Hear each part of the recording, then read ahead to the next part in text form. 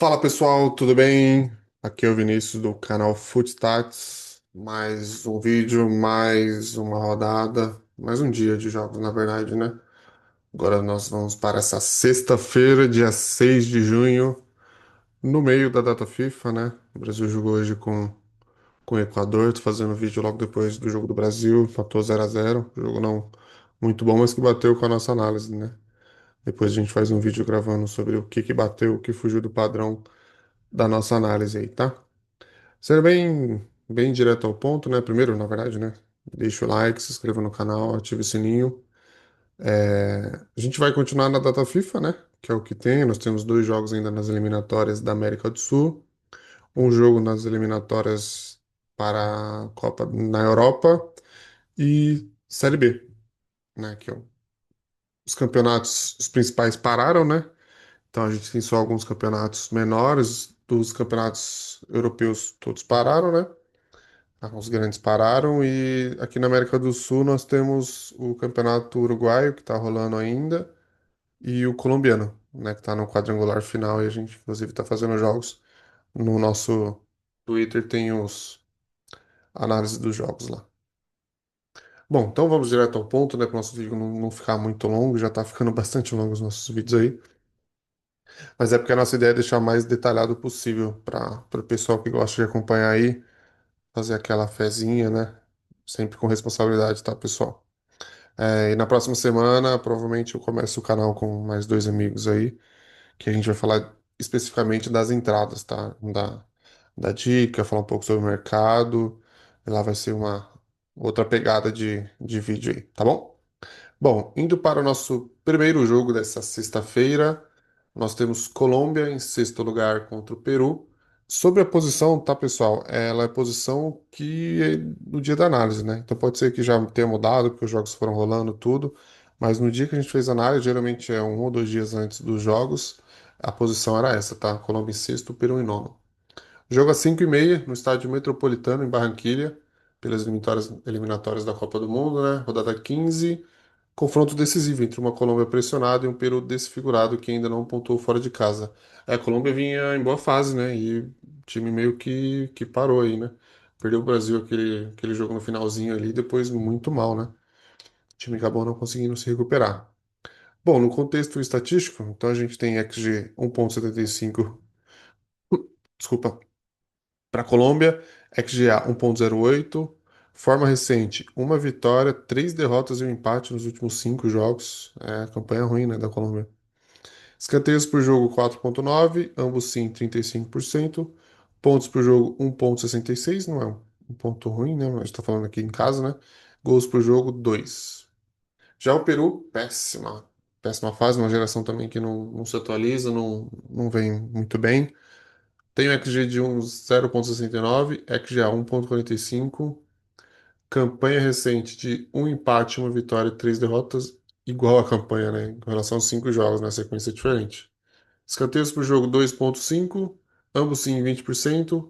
Pontos por jogo 0,71, gols por jogo 0, né? Ou seja, o Peru não fez gol fora de casa. Bom, informações da competição. As eliminatórias da América do Sul entram na 15ª rodada com poucas vagas em aberto. Colômbia ocupa o sexto lugar e precisa vencer para se manter no G6. O Peru, nono colocado com 10 pontos, encara sua última chance real de disputar a classificação. O jogo vale o futuro de ambas, permanência no pelotão de cima ou adeus ao Mundial. Bom, o contexto da partida a Colômbia entra pressionada, mas confiante no desempenho como mandante, com quatro clean sheets em sete jogos. Interessante esse número, hein? Já o Peru chega desfigurado, sem Lapadula, Carrilho e Cabreira com Guerreiro, 41 anos, liderando o ataque. Você vê o Carrilho, né, do Corinthians, né? Mas é uma geração que realmente não se atualiza, né? Dado chave, o Peru perdeu todos os jogos fora de casa sem marcar nenhum gol. Tem uma entradinha aí que tá de graça, hein? Não vou nem falar, vou ficar quietinho aqui, vocês descobrem aí. Bom, análise tática, né? O perfil das equipes. A Colômbia tem como ponto forte a exploração de diagonais curtas, com volantes apoiadores e bom jogo posicional. Sempre foi, né? Colômbia sempre foi um jogo meio posicional mesmo, né? Ponto fraco, perde objetividade ofensiva quando o Luiz Dias não joga. É o principal jogador do time, né? Vem no meio de uma turbulência na transferência aí, né? O Barcelona fazendo proposta, o Liverpool recusando, mas é com certeza o melhor jogador do time. Comportamento tático dominante, pressão nos primeiros 20 minutos, recuo tático com controle defensivo. Tem uma boa defesa a Colômbia, né? O vice-campeão aí da Copa América, um time que defensivamente é bom, tem bons jogadores na defesa. Destaque a zaga central sólida, nem tinha visto, hein? Quadrado flutuando como armador lateral. A Quadrado que era ponta, né? Virou lateral, um jogador também que tá bastante tempo na seleção, hein? Bom, indo para os visitantes, né? O Peru, o ponto forte tem a compactação defensiva no primeiro tempo com marcação em bloco médio. Contra o Brasil até fez um pouco de dificuldade, né? Saiu o gol do Rodrigo ali até no primeiro tempo ali nos minutos, mas teve realmente um time que até surpreendeu um pouquinho na marcação. Ponto fraco, criação ofensiva quase nula em seus principais atacantes, sem seus principais atacantes. Eu diria que com os principais atacantes também a criação é bem ruim. Comportamento tático dominante, espera o erro do adversário para contra-atacar, mas sem velocidade. É, não tem jogador. O Carrilho é um jogador que a gente poderia dizer de velocidade, né? Mas no Corinthians ele não é nenhum ponta, né? Ele é quase um meia pela direita ali. Um jogador muito bom. Um jogador com destaque, com certeza seria um destaque dessa seleção, hein? Destaque, nenhum setor ofensivo consistente. Depende de bolas paradas e lançamentos longos. Ah, pessoal, tem uma entrada, tá posta aí, né? Bom, o que que a gente espera de padrão estratégico do jogo? Na verdade, o que que os números dizem, né, de padrão estratégico? A Colômbia deve dominar territorialmente desde o início, tentando abrir vantagem ainda no primeiro tempo. O Peru, extremamente limitado, sem suas principais peças ofensivas, tende a recuar e tentar sobreviver ao volume. O jogo tende a ser unilateral, com controle colombiano e baixa resposta do adversário. É, a Colômbia é bem favorita aqui, né? Não tem nem muito o que pensar em relação a isso. Bom, tendência do Tati aí, né? Que o nosso método deu de tendência para o jogo. Então ele fala que a Colômbia deve exercer uma blitz nos primeiros 30 minutos, buscando um gol cedo para aliviar a pressão da torcida. O Peru formará um bloco médio-baixo sem linhas de passe ofensivas, resultando em poucos escanteios e raras finalizações. A tendência de finalizações concentradas na entrada da área e bolas alçadas para gerar rebote. É, só esse textinho aqui já tem uma questão com minutos aí, bem interessante para quem faz live, né? Lembrando que minutos a gente só consegue fazer live, né? Bom, Colômbia, né, comparativo estatístico. Então, muita vantagem da Colômbia, né? E o Peru que não fez gol fora de casa ainda nas eliminatórias. Bom, o que os números escondem, né? Ó, apesar do favoritismo, a Colômbia marcou 60% de seus gols no segundo tempo. Ó, lembra que a gente falou pressão nos 30 minutos, mas 60% dos gols no segundo tempo. Enquanto o Peru sofreu 76% nessa mesma faixa. Aqui vou dar só uma opinião já pra gente falar. Talvez uma entrada em gols mais tempo no segundo tempo, né? Ou seja, aquele segundo tempo com mais gols, né? Essa sobreposição temporal revela que o momento-chave do jogo será entre os 45 e 70 minutos, onde pode ocorrer a ruptura tática decisiva. Além disso, o Peru sofreu o primeiro gol em 80% das partidas, ideal para apostas live de quem marca primeiro. Mas deve estar uma odd bem baixa isso aqui. Assim, vale para talvez botar numa múltipla tudo, mas com certeza essa odd vai estar baixa.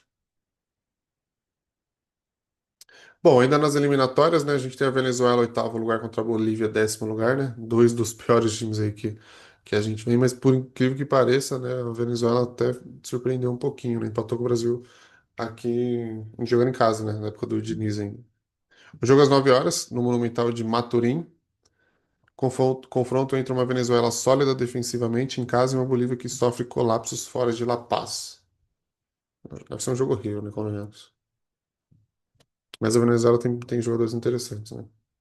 Bom, contexto estatístico. XG da Venezuela 1,48, XG 1,50. Tá ali na tolerância. Forma recente. Três derrotas, um empate e uma vitória. Escanteios por jogo 4,6. Ambos sim 60%. É um time até que marca bastante gols, né? Pontos por jogo 0,80 e gols por jogo 1,10, né? É um time com regular ali, eu diria, na. Bom, a Bolívia fora de casa é um desastre, né? XG 0,70, XG é de 3,80, ou seja, tem muita oportunidade contra. Forma recente, três derrotas e dois empates. Escanteios por jogo 3,2, ambos sim 40%. Pontos por jogo 0,6 e gols por jogo mesmo número, né? 1,10. Mas não sei se eu entraria no ambos sim. Não sei se confiança na Bolívia marcando. Bom, informações da competição. Desculpa, pessoal. A 15ª rodada das eliminatórias sul-americanas ganha contornos decisivos. A Venezuela ainda sonha com repescagem, enquanto a Bolívia ocupa a lanterna.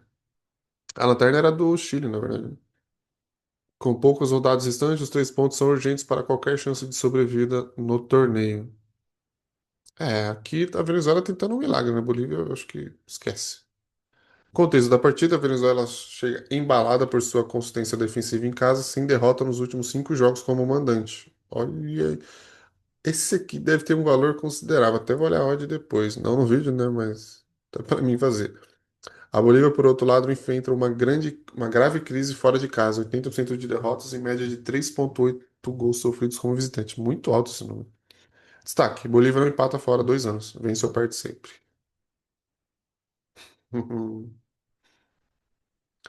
Análise tática, né? O perfil das equipes. Ponto forte da Venezuela, capacidade defensiva, especialmente nas linhas baixas. O time melhorou, né? Inclusive o Ferrarese joga no São Paulo, um zagueiro. O São Paulo joga de lateral direito.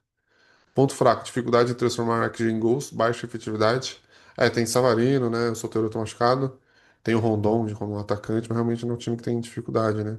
Tem o Martínez do Corinthians. Tem bastante jogador, né? O Rincon, né? O Rincon machucou no último jogo contra o Botafogo. Não sei se foi convocado ou não. Comportamento tático dominante, inicia os jogos com imposição territorial, mas adota postura conservadora após abrir vantagem. Destaque laterais apoiadores com bom índice de recuperação defensiva. Bolívia, ponto forte, compactação defensiva inicial no primeiro tempo. Ponto fraco, colapso físico no segundo tempo, média de 2,2 gols sofridos pós-intervalo. Mais uma estatística interessante, hein? Mesma ideia lá de Colômbia e Peru. Comportamento tático dominante, tenta sobreviver defensivamente e buscar contra-ataques verticais. Destaque goleiro com média de 5,6 defesas por jogo, mais exigido das eliminatórias. É, o Brasil ganhou 4-0 na estreia do Diniz, se não me engano foi 4-0. E o goleiro ainda fez muitas defesas nesse jogo. Bom, padrão estratégico, né? O que que a gente espera de padrão para esse jogo, né? Que a gente espera é outro. A dinâmica do jogo indica um início controlado pela Venezuela, com poucos espaços concedidos à Bolívia. A tendência de placar curto, com forte domínio territorial do mandante e raras chances claras do visitante. O jogo pode ser decidido em erros defensivos pontuais. Agora sim, né, o que que o nosso método espera para o jogo? Bom, a Venezuela irá pressionar alto nos 15 minutos iniciais para forçar o erro na saída de bola da Bolívia. Após o primeiro gol, se ocorrer, tende a controlar com posse e baixar linhas. É o que ele falou, né? Depois do gol ele sempre dá uma recuada. Bolívia recua em bloco médio e só consegue transições quando o rival perde a bola no meio campo. Expectativa de muitos passes laterais e jogo cadenciado. Eu acho que a Venezuela vai para dentro, né? Acho que é um jogo que a Venezuela deve ir com tudo para dentro. A gente vê aqui no quadro comparativo, né? O XG bem maior da Venezuela, os escanteios pro jogo também, né? Bem maior. Talvez essa odd aqui pode ser uma odd interessante, mas escanteio Venezuela, hein? Talvez não, porque a Bolívia não sucinta muita coisa, né? Gols pro jogo parecem iguais, na verdade, os dois. Bom, o que os números escondem, né? Apesar do H2. O que é H2H, pessoal? É confronto direto, tá? Para quem não sabe. Recente entre Venezuela e Bolívia apresentar média altíssima de 4,71 gols por jogo, a forma atual indica uma ruptura tática clara. Os dois times migraram para estilos mais reativos e organizados defensivamente. É verdade, hein? Bem pensado isso aqui. A Bolívia, em especial, abandonou a postura agressiva fora de casa e passou a se proteger, o que reduziu drasticamente suas chances de marcar. É, não consegue se proteger muito, né? Mas atacar realmente não ataca mais, né? Bom, e aqui a gente começa saindo de continente, né? Indo para o continente europeu. Acho que o jogo de destaque aí dessa sexta-feira é Noruega e Itália, né? No, às 15h45, no Ullevål Stadium, em Oslo, Noruega. Confronto entre uma Noruega dominante em casa e uma Itália pressionada, com múltiplos desfalques defensivos e estreia atrasada no grupo. É, a Itália, né? Não foi na última Copa. Deu uma melhoradinha, né? Mas lembro de ter assistido o jogo, acho que Itália e França, talvez na Nations League até. A Itália jogando muito bem, mas bola aérea horrorosa. Acho que foi 3-1 o jogo, 3 gols de escanteio para a França, né? Mas foi assim, foi impressionante o jogo. A Itália jogando bem, a França só lançava a bola na área, acho que era tudo escanteio, e fazia gol. Bom, vamos para os números da Noruega jogando em casa. 2,3 de XG, 0,8 de XGA, 4 vitórias e uma derrota nos últimos 5 jogos. 5,9 escanteios por jogo, ambos sim, 25%. A Noruega sempre teve defesa forte, né? Pontos por jogo 2,6, gols por jogo 3,25, né? Por que será que tem 3,25 gols por jogo, né? Talvez por um cara chamado Haaland. Já a Itália jogando fora de casa, XG de 1,45, XGA de 1,65, duas vitórias, duas derrotas e um empate nos últimos 5 jogos, 4,1 escanteios por jogo, ambos sim de 80%, pontos por jogo 1,2 e gols por jogo 1,67. A Itália jogando fora muito ruim, né? Desempenho bem horrível. É um time que tem uma geração nova chegando aí, mas não consegue virar um grupo, né? Bom, o grupo I das eliminatórias do UEFA para a Copa 2026 está em sua terceira rodada. A Noruega lidera com 6 pontos em 2 jogos e saldo positivo de gols. A Itália estreia, provavelmente por causa da Nations League, né? Pressionada após campanhas decepcionantes nas últimas Copas. Uma vitória da Noruega abriria 6 pontos de vantagem contra o rival direto. E a questão é que na Europa, é que eu não sei como é que tá os grupos agora, preciso até dar uma estudada sobre isso, né? Mas quando era 32 seleções, só classificava os primeiros, né? E os segundos iam para aqueles playoffs lá. Agora com certeza não. Agora com mais vagas, né? Com certeza classifica alguns segundos colocados também. Direto, né? De forma direta, eu falo. Bom, contexto da partida, a Noruega chega embalada por 4 vitórias seguidas, invicta em casa, sem desfalques e com confiança em alta. A Itália estreia sob pressão com 4 zagueiros fora por lesão, em uma sequência de 3 jogos sem vencer. Dado-chave, a Noruega sofreu apenas um gol nos últimos 4 jogos em casa. A Itália sofreu gols em 9 dos últimos 10 jogos. Nossa. Mas vem com o Donnarumma aí, né? Ótima fase, campeão da Champions. Quem sabe volta aí. Fez uma Champions muito boa. Bom, perfil das equipes, né? Ponto forte da Noruega, alto volume ofensivo, com troca rápida de passes centrais e apoio dos volantes. Na verdade, é bola no Odegaard e Haaland, né? Ponto fraco, lateral direito exposto quando sobe o ataque. Comportamento dominante. Pressiona nos primeiros 20 minutos, costuma desacelerar após abrir o placar. Destaque, Sorloth e Haaland, movimentação entre linhas e finalização rápida. É o Sorloth muito bom atacante também. Ponto forte da Itália, né? Boa circulação de bola no meio com o Jorginho e o Locatelli, mas acho que o Jorginho nem foi colocado, né? Nem tá jogando no Arsenal. Ponto fraco, linha defensiva desentrosada e vulnerável sem zagueiro titulares. A gente viu o que aconteceu com a França hoje, né, pessoal? 5-4. A gente já tinha dado esse alerta no vídeo passado, que a França estava com a zaga reserva. O ataque foi muito bem, né? Mas a zaga foi um desastre. Comportamento dominante, retração tática com transição lenta, esperando o erro adversário. Até que não, tá? Dos últimos jogos eu achei que a Itália jogou bem, principalmente pelos lados, hein? Destaque, Bastoni sobrecarregado na construção e cobertura sem Buongiorno e Acerbi. O Acerbi tinha jogado bem o jogo que eu vi contra a França. Hein?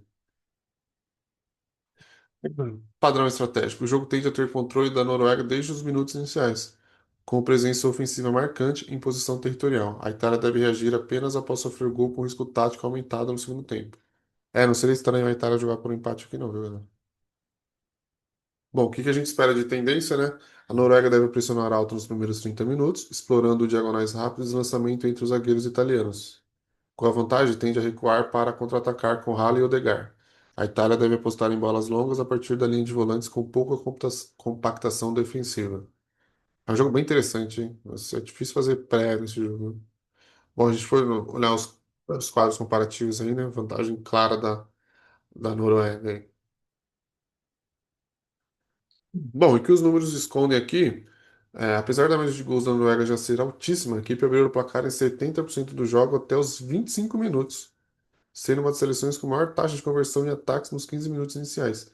Isso aqui é muito interessante, principalmente para quem faz live, porque acompanhar o jogo, ver como é que tá a pressão na Noruega vale uma entradinha ali, gol até os 20, 30 minutos talvez não esteja falando de muito boa, né? Isso pode gerar valor em mercado de primeiro tempo ou gol cedo, que normalmente tem odds desajustados. Ó, eu juro que não tinha lido isso aqui. Bom, pessoal, e para finalizar, nós temos 2 jogos da Série B aí. Série B a todo vapor, né? Não para e não vai parar no Mundial, né? Então, o campeonato continua aí. Então, nós temos Novo Horizontino em segundo, Chapecoense em oitavo, pela 11ª rodada da Série B. Dois times que vêm bem, né? Chapecoense goleou no último confronto aí. A gente fez esse jogo, esqueci contra quem foi, mas a gente fez. Bom, confronto direto entre um dos melhores mandantes da Série B e uma Chapecoense que tenta se consolidar na parte de cima, mas sofre fora de casa. É, jogou bem, fez 4-0 no último jogo, mas fora de casa não tem ido muito bem, né? Bom, vamos para os números. XG do Novo Horizontino, 1,74. XGA, 0,96. Forma recente, 3 vitórias, um empate e uma derrota. Escanteios por jogo, 7,4. Nossa, que média alta. Ambos sim, 80%. Pontos por jogo, 1,9. Gols por jogo, 1,8. Já a Chapecoense jogando fora tem XG de 1,11. XGA de 1,18. Forma recente, 3 vitórias, um empate e uma derrota. Escanteios pro jogo 4,6. Acho que tem valor esse mais escanteio aqui, hein? Pode... Vale a pesquisa na Ógila. Ambos sim, 60%. O número alto de ambos sim de ambas as equipes aqui. Pontos por jogo 1,45. Gols por jogo 1.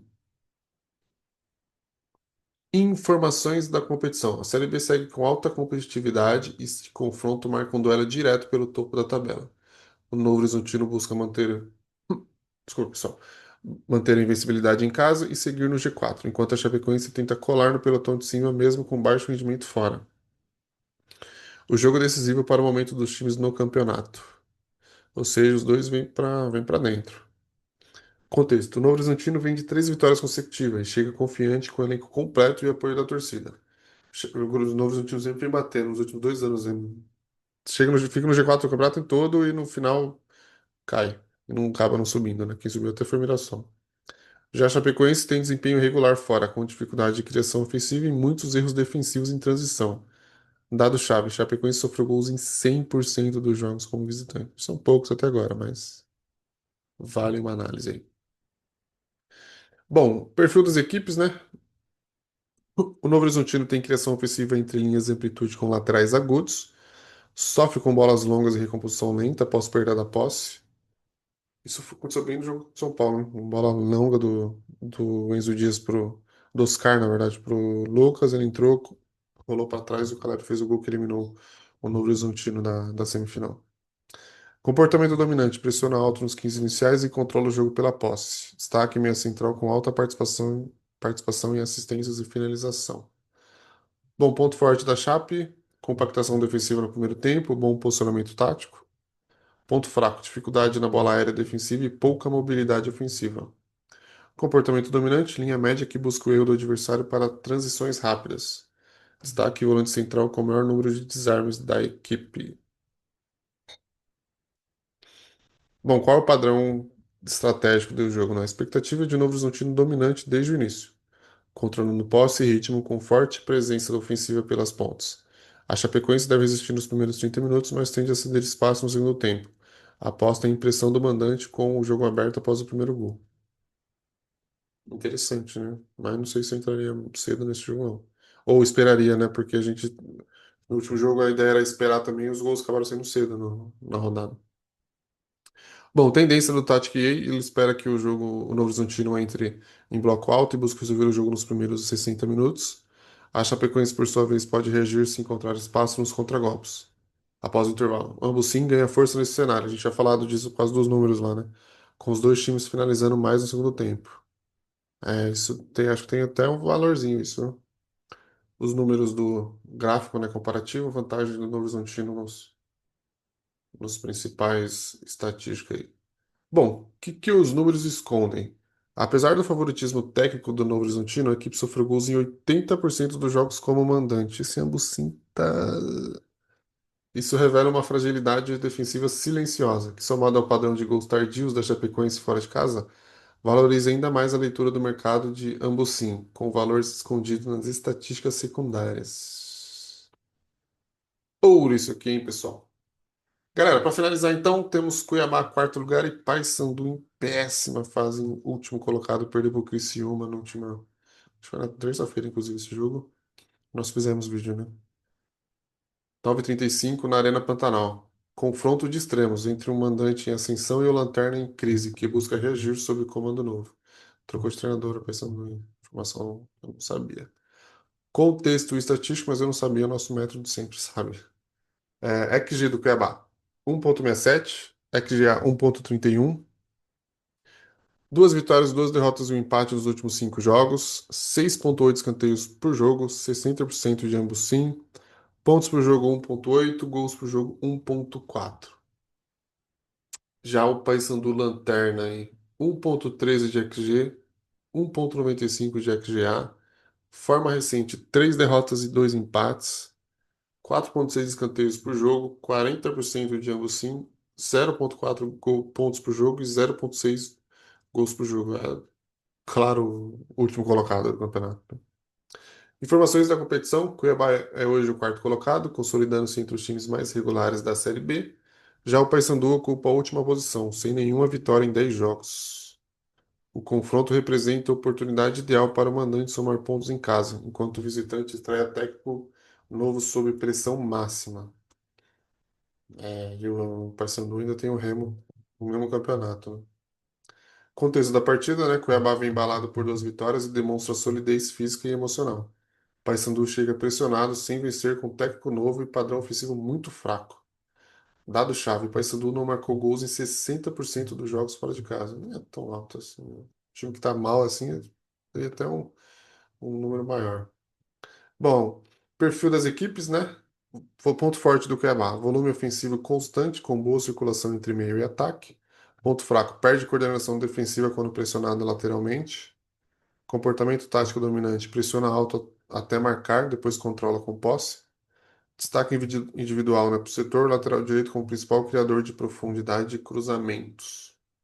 Já o Paysandu, ponto forte, se é que tem algum, né? Compactação entre zaga e volantes no primeiro tempo. Ponto fraco, falta de finalização e erros na recomposição pelos lados. Comportamento tático dominante, reativo e conservador fora de casa. Destaque individual, goleiro frequentemente sobrecarregado com média de 5 defesas por jogo, né? O Lanterna não tinha que esperar muito algo diferente, não, né? Bom, padrão estratégico, então o jogo tende a seguir com o roteiro de domínio progressivo do Cuiabá, com o Paysandu retraído e pouco agressivo. A falta de poder de reação do visitante, somada à superioridade ofensiva do mandante, pode gerar um cenário de controle desde o primeiro tempo e definição no segundo tempo. Talvez definição até na primeira, né? Bom, o que que a gente espera de tendência? Cuiabá deve iniciar com imposição territorial e presença ofensiva pelos flancos, explorando diagonais rápidas e cruzamentos. Paysandu deve recuar as linhas, sem posse, tentando conter a pressão nos 20 minutos iniciais. Se sofrer o primeiro gol cedo, o visitante tende a se desorganizar, aumentando a exposição na transição defensiva. Cuiabá, o quadro comparativo, né? Cuiabá melhor em todos os dados aí contra o Paysandu, favoritismo claro do Cuiabá. E a gente vai agora para o que os números escondem. Bom, apesar da média de gols do Cuiabá parecer modesta, o time não passou em branco como mandante e tem XG acima de 1,60 em 80% dos jogos na Arena Pantanal. O Paysandu, por outro lado, sofre em média 6,6 escanteios por jogo fora, revelando um padrão defensivo vulnerável, que não aparece no placar, mas pressiona o sistema a cada posse do adversário. É, defesa muito ruim, né? Geralmente os times que estão lá embaixo têm defesas péssimas, né? Pessoal, é isso. Então, esses foram os jogos dessa sexta-feira. Não sei se vai ter jogos a mais, não tô lembrando agora se a gente tem outros jogos que vão estar no Twitter. A gente faz uma análise mais curtinha, posta só no Twitter, né? Mas acredito que não, acredito que a gente já vai para os jogos do sábado. Provavelmente vai sair jogos das análises dos jogos passados, né? Com aquele padrãozinho, o que que teve dentro do padrão, o que que fugiu, o que que a gente aprendeu com esses jogos, né? Vocês vão perceber que o nosso nível de, de acerto vai aumentando bastante, né? Então é isso, pessoal. Agradeço aí por assistir o vídeo. Não esqueça de se inscrever no canal. O canal está começando, mas vamos tentar manter essa média de vídeo todos os dias e às vezes até dois vídeos por dia. Deixa o like, comentário, qualquer dúvida, qualquer dica aí, crítica, qualquer novidade, pode estar entrando em contato com a gente. Eu agradeço e amanhã tem mais. Valeu!